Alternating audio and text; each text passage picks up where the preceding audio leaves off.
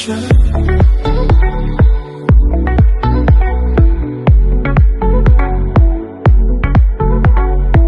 everyone and welcome to another episode of the Ripple Effect under Beat and Brush. I'm Raina Kapoor and this space is all about conversations. Conversations that gently challenge us, ground us and hopefully leave behind a ripple. Today's guest is someone whose life itself feels like a journey inward and outward at the same time. Umesh Kabir is an educator, spiritual mentor, life coach, and a long-time resident of Varanasi, my hometown. He has dedicated his life to understanding and spreading the philosophy of Sant Kabir, not just through words but through action. Having lived in Varanasi for over 20 years, engaging with people across different backgrounds and sharing stories, songs, and wisdom across India and abroad, Umesh sir brings a deeply lived experience on spirituality, kindness, and purpose. Umesh sir, thank you so much for being here with us. So, I'll be starting. You left Allahabad at a very young age and chose to live at Kabirmath in Varanasi, a decision many people would find difficult even later in life. What was stirring within you at that age? What inner call led you to take that step? Thank you, Rana. You are so sweet. It's a really very different experience for me when I'm listening. I'm thinking about even my childhood. That's so I was nice. I was not so smart like you. Oh no, I'm sure you were. You've reached to such great stages in life. Yeah. So your question is very beautiful, actually. Yeah, it's quite true that I just left Allahabad in my early life. But when I start thinking about this, my spiritual journey, I never feel there was something I don't feel. It was given to me. Yeah, Sometimes people tells us like, something happened in their life and then they chose that part. yeah, But I feel it was not with me. It was something which is given to me. And the important thing, what I would love to share here, it was just acceptance, not expectation. right, So right. if you go through acceptance, and acceptance doesn't mean whatever comes on your way. Surely Yeah, you need to use wisdom over there. But yeah, if acceptance is there, then I think universe always ready to offer you. So when I was studying in Allahabad, actually, when I was doing graduation, in that time I was not very much aware about this mysticism, monk, and though my father is a great spiritual person, yeah, so I have heard a lot about it. But when I came to Allahabad, while doing my graduation, I somehow something happened. I was not aware what happened actually, I can say. yeah. Maybe it was like a Yeah, religious calling. yeah, it was just a calling and I accepted it. So, yeah, like I started from Allahabad, then I came to Varanasi. And from last many years, like maybe 25 years, I'm living in Varanasi, Yeah. experiencing, and even today, I'm ready to accept anything. Yeah. So Yeah. I think personally that's so incredibly moving. Like it takes so much courage to Mhm. like just listen to an inner voice so early and like the world expects so much certainty from us, but you challenge that belief. So, Yeah, it's very true. It's very true. yeah. Actually, on this way, there is not expectations. Yeah. And what is happening, we have certain kind of spectacles through which we always see something where we find some expectations, where we find some selfish approach. But I Yeah. think this path is very clear Yeah. and it helps everybody. That's so true. Yeah. Yeah. So, moving on to segment two. You've lived in Varanasi, like you said, for over 2 decades now, 25 years. Beyond its mythology and spiritual reputation, how has the city shaped you as a human being in everyday life? Actually, Kashi means Varanasi is a place which always ready to challenge you. Yeah. I can say like if you're in Kashi, be ready to accept every challenges because you can see life here. And when I'm saying life, life and death together. If Yeah, you got an opportunity to visit Manikarnika Ghat, I have, yes. like you can see people are laughing there, people are crying there, people are celebrating death, people are like so sad about death. So you see the Kashi. So if you just move through the alleys of Varanasi, dead bodies are going there, but people are standing over there and they're enjoying their chai. Yeah. So you see how life grows. And actually you face so many different challenges here. So I can say when I reached to Kashi, I was able to see my life in Kashi because life is like a Kashi. Maybe I can say life is a Kashi. Yeah. Why? Because as Kashi gives you many challenges, same way life gives you many challenges. That's true. Yes. And when challenges are in front of you, you have to find the solution. Yeah. And for getting that solution, you need to analyze it. You need to think upon it, which Kasi always gives us. Like if you just go on the ghats, you will find so many people are sitting and meditating over there. Yeah. Different people, like different great scholars are discussing on a point. So you see, what is that life I'm talking about? Yeah. So even if you just sit and listen people, you will find that the great scholars, they understand life in different way. If you Yeah. sit with a sannyasi or a monk, or maybe a simple people who are living in Varanasi, even the rickshaw wala, he has a great man, like he has a great knowledge.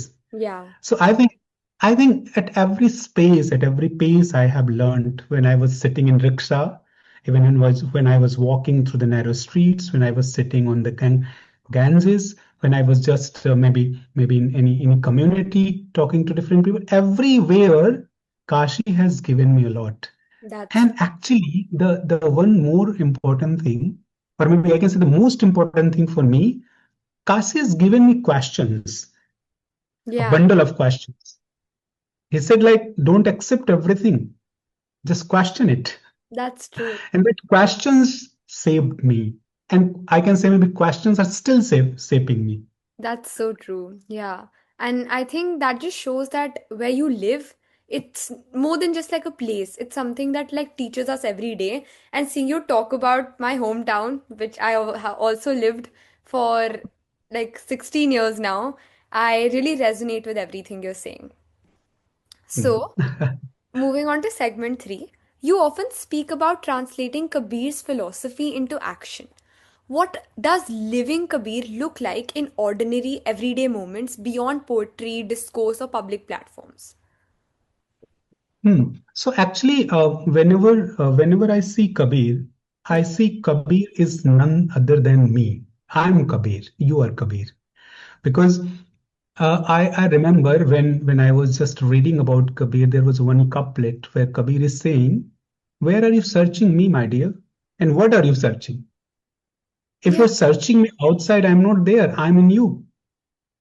So, and you see, like, if you see the life, you will find even in your life sometime when you are full of love, there is Kabir. When you are full of hatred, even there is a Kabir questioning the hatred. Yeah. You know, when you are thinking, there is Kabir. When you are speaking against something which is not right, there is Kabir. So Kabir is inside you, and you can see Kabir everywhere in your life. Yeah. It's not like something his poetry is just, you know, behind me there's so many books that poetry is written in the books and read it. Kabir is quite alive today. Yeah. Kabir is he very much in us. Kabir is there. That's why whenever we question, that's why whenever we sit and contemplate on anything, there is Kabir. Like if you are going in temple and you're finding some people are not doing right, Yeah. saying, "What are you doing, man? This is not right." There is Kabir. Yeah. When you're teaching somebody, like when you're talking, "Oh, I have read so many books, but I'm unable to understand the meaning of love. I want to understand the love," and there's a quest, there is Kabir. yes. So that's the beauty of Banaras. And even you see, he had questions everything. He has questioned everything. Yeah. So so I think this is what Kabir is. Kabir is not something which is written in book. Yeah. He's something that's within us. Yeah. Yeah.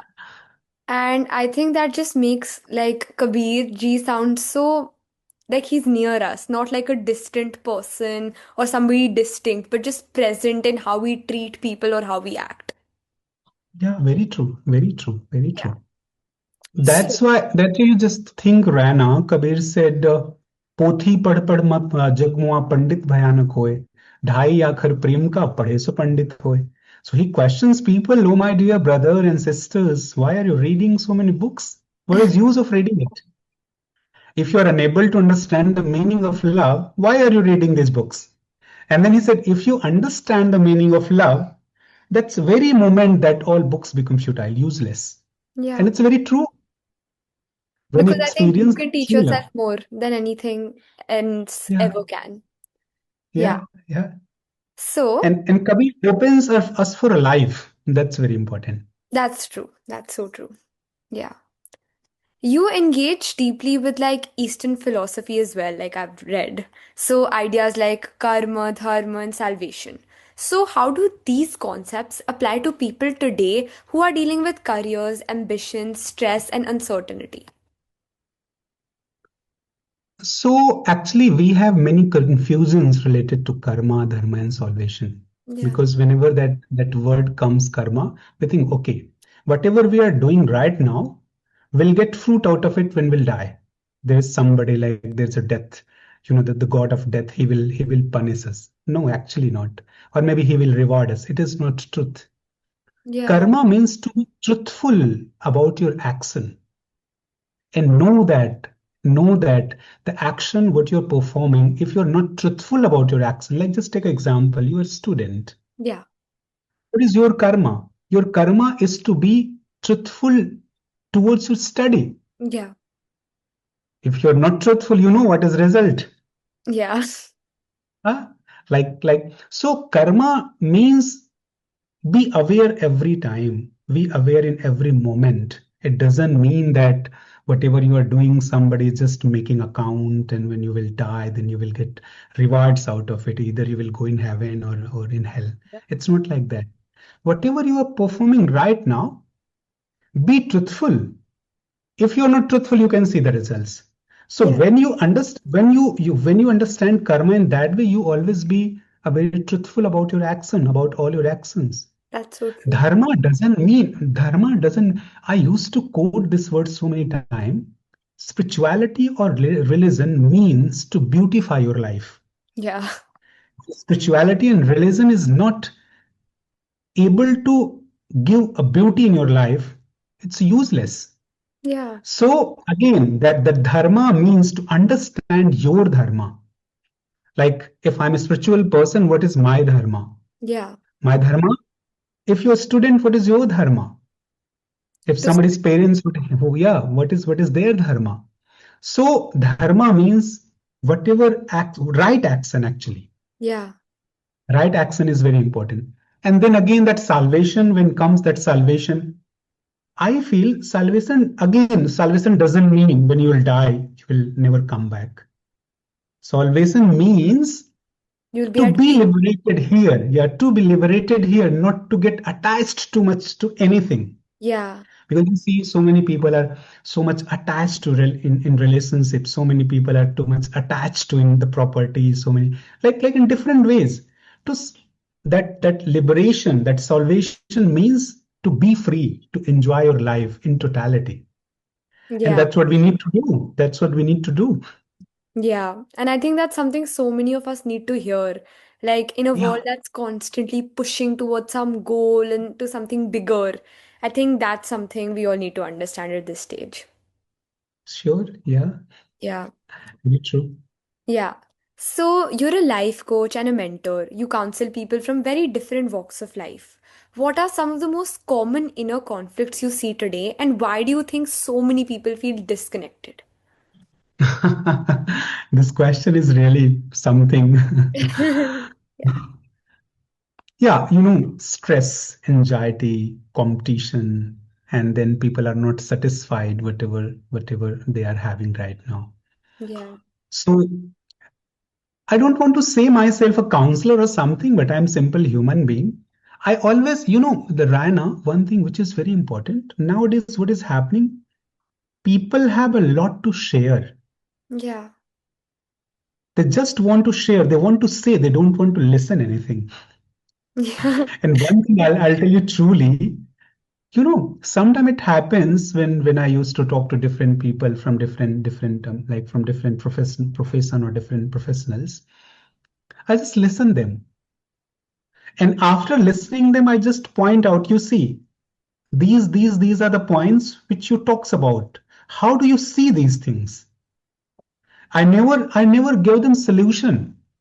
I just gave them chance to contemplate on it. Yeah. Because if I start identifying their problems, they feel, oh, I see, I have a lot of problems. I'm in stress. So again, while identifying that stress, I don't want to give them the extra stress.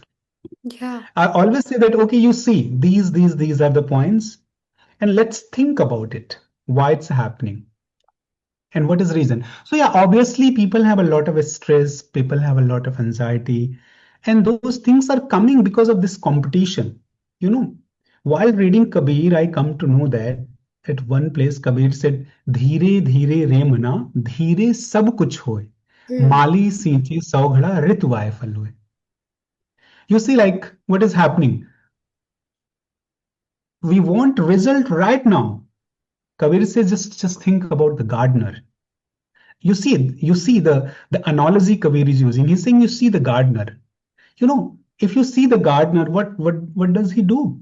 He always go Same. to the place and bring some saplings. He just plant it and start putting little water every day, maybe alternate day, and then it takes time. Sometime a week, sometime a month, sometime a years, sometime years and years, Yeah. and then after he get fruit out of it. But what we are doing, no, we planted tree right now, and we say, no, no, today only I'll put 100 bucket of water, and then I want fruit right now. That's the problem. Yeah. Kabir said, no, just start putting your action, start putting your effort slowly, and then wait for a time. That's so And true. that time will come, then you will get a fruit out of it. So, same way, the anxiety, the problems, the stress is in our life because of the fruit. We want the fruit right now. Yeah. We need to understand the nature of it, and then I think we'll get it. We'll get it when times comes.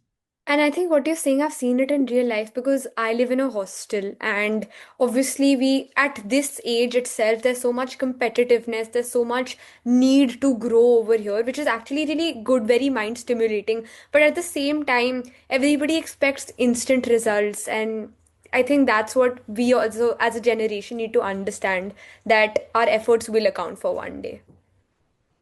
Yeah. Yes, yes, yes. Very true. Yeah. So, thank you so much, Umesh sir, for sharing your journey, wisdom, and reflections with us today. This conversation reminds us that spirituality doesn't begin with answers, it begins with honesty, kindness, and awareness. And to everyone listening, I hope this episode leaves you with something to reflect on, something that quietly creates a ripple. So, thank you for tuning into the ripple effect under Beat and Brush. We'll see you soon with another conversation. Thank